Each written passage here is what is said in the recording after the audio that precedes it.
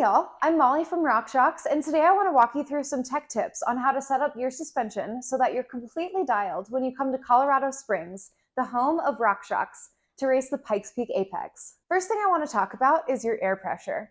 You can do as much dialing with your suspension as you want, but realistically speaking, it's never going to be perfect if you don't have that air pressure set just right for you and all of your riding gear. We're going to call those two together combined your riding weight. The way that we set our air pressure and make sure that it's perfect for our riding weight is by doing a sag check. A sag check is always best with a friend. And so you're going to need some assistance while you mount your bike and go ahead and cycle the suspension with your body weight from the attack position. You're going to do this separately for the front fork and the rear shock, but essentially what you're figuring out is at base, with all of your body weight applied to the suspension, where is your bike sitting in its travel? RockShox suspension conveniently has grids placed on most of our suspension products so that you can easily identify when your sag is set up in the right spot. Here you can see the grid indicating that this sag is set up at 25%. Perfect.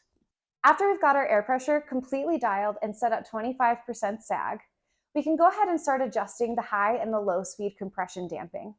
I want to paint a picture here and imagine it with me, if you will. Your suspension is a stream, and when you're adding damping, you are adding rocks to that stream and slowing down the flow of the stream. When you add damping to your fork, you are slowing the movement of the fork. Whether you're adding damping or removing damping, you are adjusting the speed at which your bike either compresses or returns through its travel. As you add compression damping, you are slowing down the movement of the fork as it moves towards bottom out.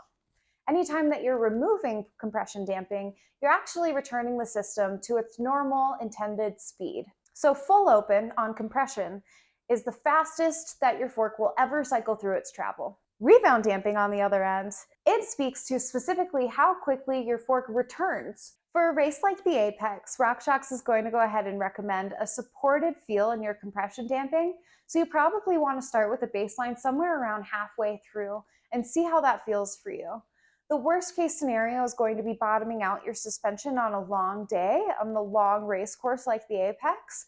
And so the energy that it would require to recover from a harsh bottom out like that far outweighs the energy requirement of handling a little bit more stiff suspension.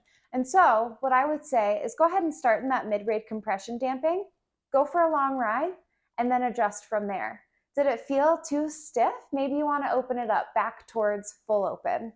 If your suspension unit has a ton of adjustability, you might have both a high and a low speed compression damping knob. And here's what both of those do. Your high speed compression damping is all about those big harsh hits where you're cycling through the suspension really fast. On the alternate side, your low speed compression damping is more reserved for things like big sweeping berms where you're sinking into your suspension as opposed to compressing it really fast. If you only have one compression knob, it's probably a safer bet to err more towards the side of full open, or the minus side of your compression damping. The mountains here in Colorado sure are rugged, and you're in for a treat with some rowdy trails here at the Pikes Peak Apex in Colorado Springs. Because of that, you're going to want to make sure that your rebound setting is pretty fast. Around here, I recommend anywhere from 3 to 5 clicks from full fast on your rebound damping. If you look here on a RockShox fork, we've conveniently labeled it for you, either a jackalope or a tortoise, for fast or slow, so that you don't have to worry about which way's which, and you can focus on riding the best line possible. If you've been doing a ton of dialing with your suspension, but it's still not feeling just right, or if it feels great everywhere but the harsh hits and you're bottoming out frequently there but nowhere else, then you might want to consider an air volume spacer, like this token. Put one of these into your fork or rear shock without adjusting the air pressure whatsoever and go for a ride. See if you feel more supported without bottoming out.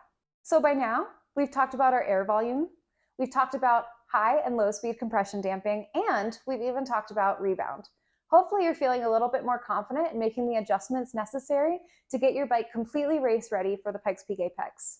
We can't wait to see you out there.